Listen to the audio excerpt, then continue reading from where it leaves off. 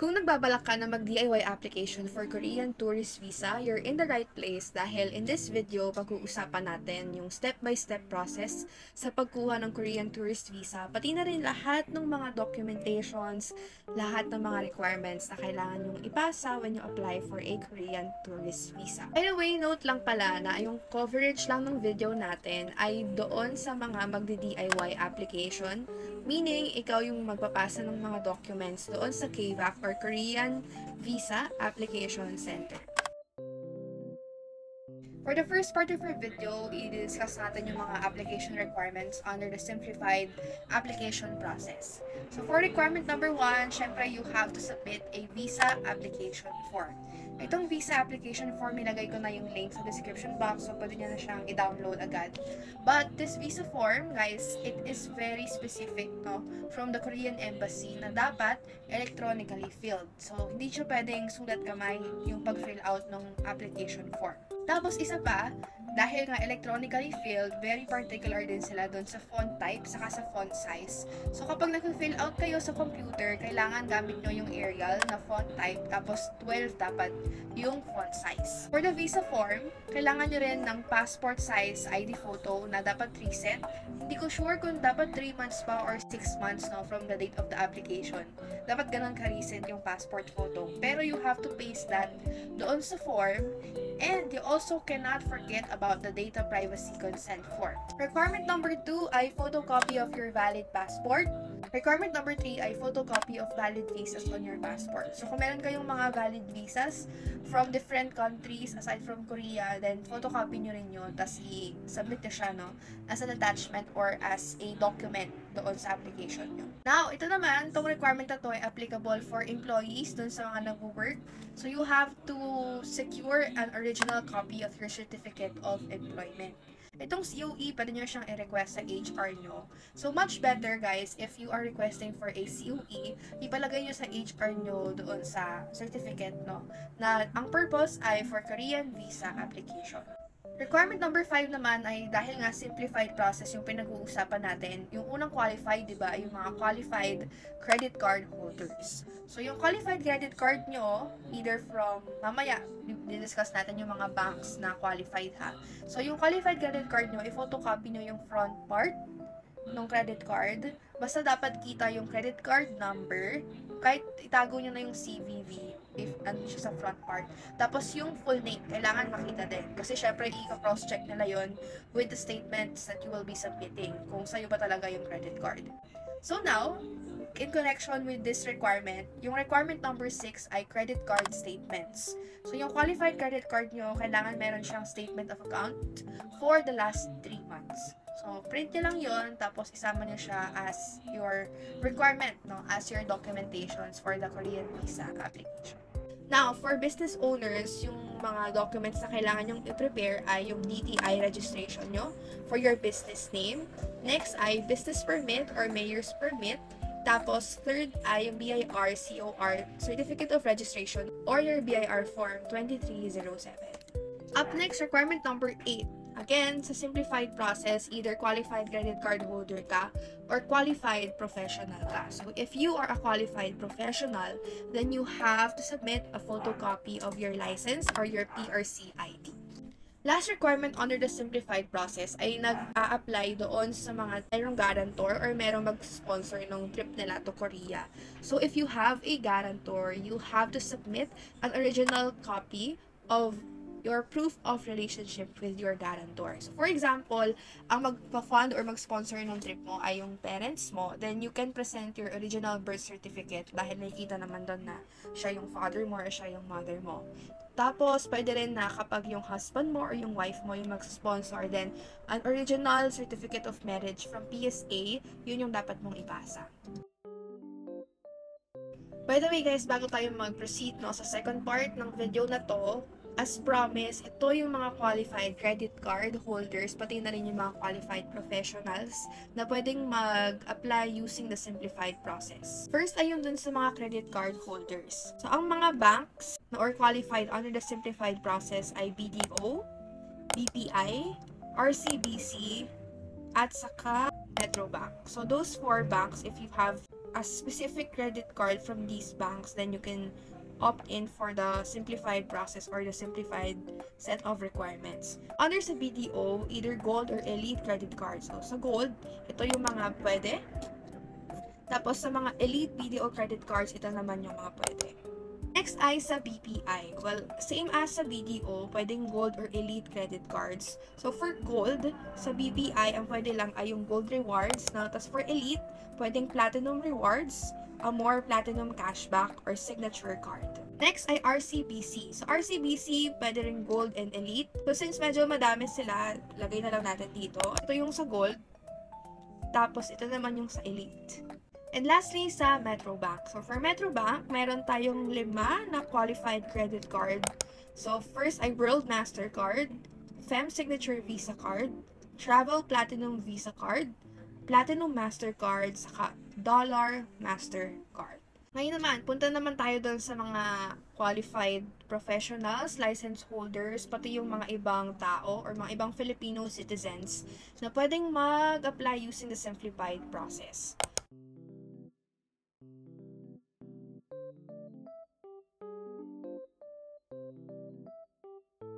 By the way guys, note lang pala na itong simplified process both for credit card holders, pati mga qualified professionals or officials, ongoing lang yung promo until the end of this year. So, until December 31, 2024 lang pwede na mag-opt-in for this. So, kung meron kayong credit card or kung qualified kayo, I highly recommend na as early as now, mag-apply na kayo for a Korean tourist visa. Bago tayo mag-proceed para doon sa next part ng video natin, also, another document na pinasa ko ay yung request for multiple entry visa.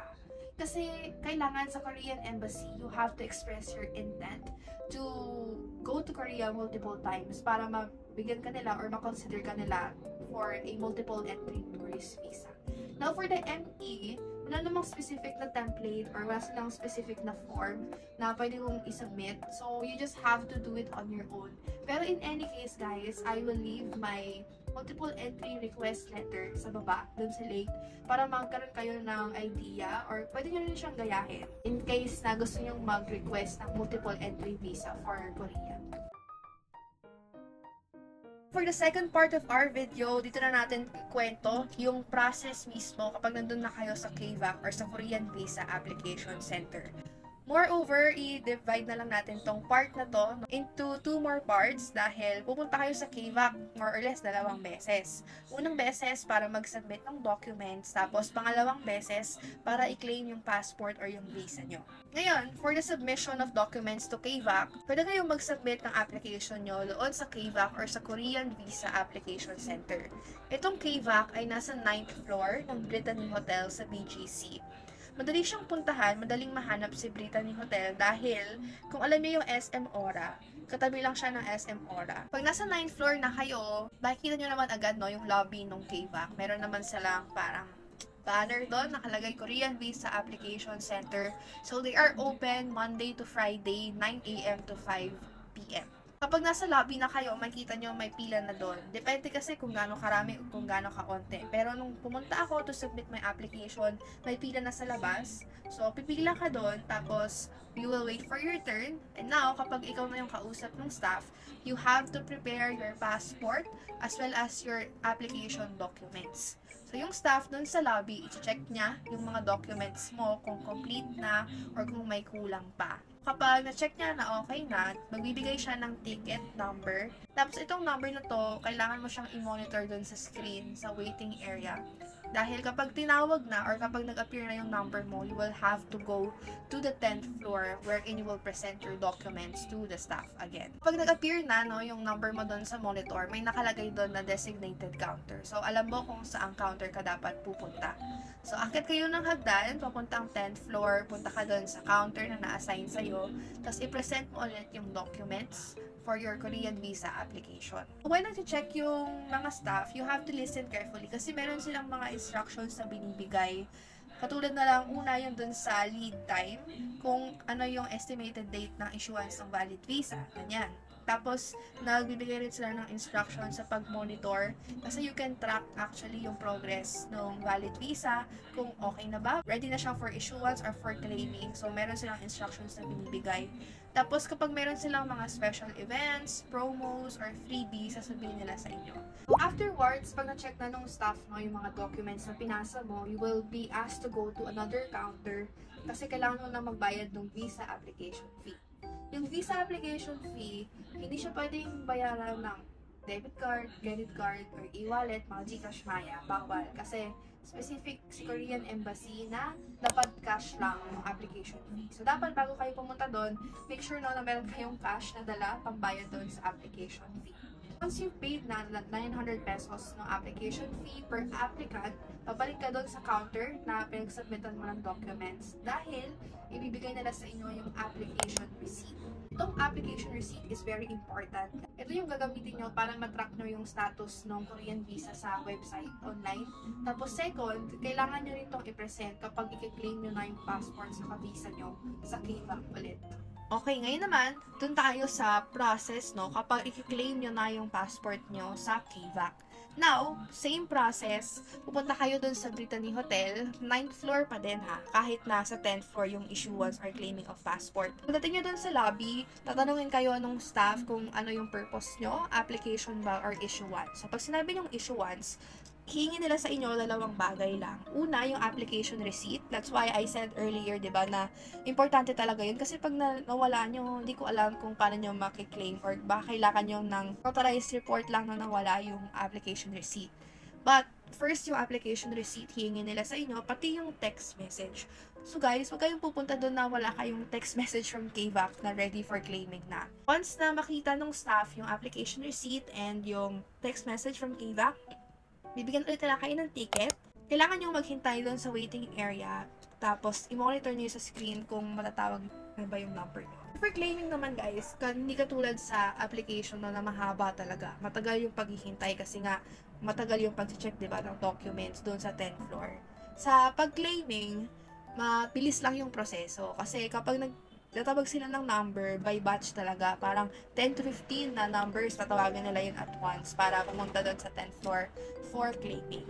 Once na natawag na or lumabas na yung number nyo doon sa screen, you have to go up to the 10th floor pa rin. Tapos doon yun sa bandang kaliwa. So maglalakad pa kayo sa pinakadulo kasi doon yung claiming ng passport. So you have to present your application receipt, your ticket number, pati yung valid ID nyo para proof of identity. Now, wala naman ng ganong iba pang proseso. Pag sinabit nyo yun, yung mga sinabi nating documents, maghihintay lang kayo ng 2 to 3 minutes kasi hanapin lang nila yung passport mo or yung passport ng grupo nyo if you're applying as a group. Tapos, magbibigay lang sila ng instructions na bawal yung walain, yung visa dahil papel lang siya eh.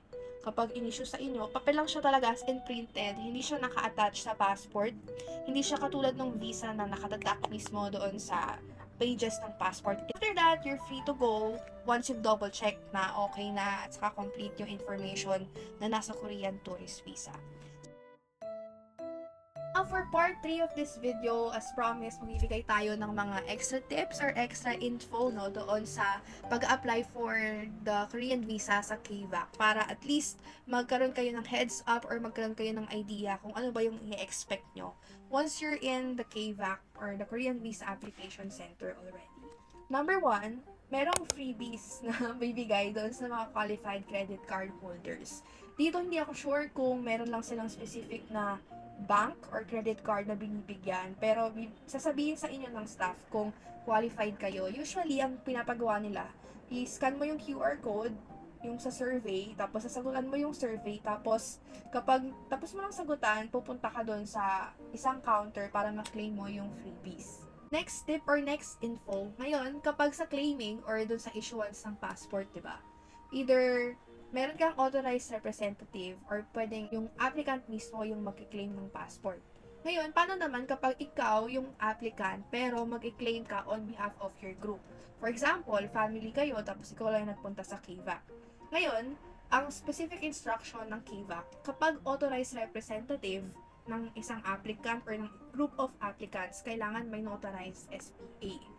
Pero, if you are just one of the applicants, meaning family kayo, pero ikaw lang yung nautusan na, sige, i-claim mo yung passport nyo.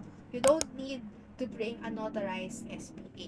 So, basta pag one of the applicants ka or applicant ka, you just have to walk in there. Tapos, you can now claim your visa or your family's visa. Okay, ito. Very important. Dahil, di ba, kapag mag-a-apply ka ng Korean visa, ibibigay mo yung passport sa kanila.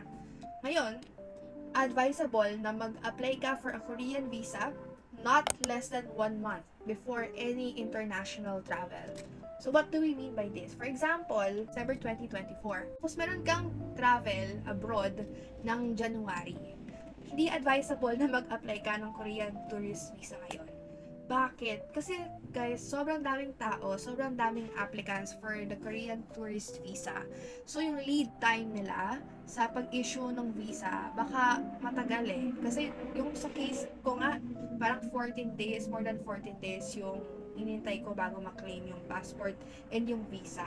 So kapag meron kang international travel na in less than 1 month na mangyayari, it's advisable na after na lang or pag-uwi mo na lang dito sa Pilipinas ka mag-apply for Korean tourist visa. Next info or next tip ay pumunta kayo doon sa KVAC before opening time pa para mabilis kayong matapos sa pag-a-apply. Kasi guys, sobrang dami talagang tao no sa KVAC. For your reference, 10 AM ako pumunta doon sa KVAC. 10:30 AM tapos 9 AM kasi yung opening nila. Bale, 1.5 hours pa lang, di ba, siyang open. Pero yung number ko, 109 na. Pang 109 akong applicant. Kayo, kung gusto nyong matapos agad, it's better to arrive before the opening time, before 9 AM. Para at least nasa mababa pa yung number nyo. Next info or next tip ay, meron kayong option na to pick up sa KVAC yung passport nyo pag i-issuehin na, or pwede rin ipa-deliver nyo na lang sa address nyo. Kapag pick up, libre lang. So, wala namang bayad doon sa pick up. Pero, kapag pinili nyo yung option na i-deliver na lang directly to your address, ang ka-tie up kasi na lang courier ay CW Express. Tapos, yung rate CW Express ay kapag sa Metro Manila, 300 pesos yung shipping per passport or per visa.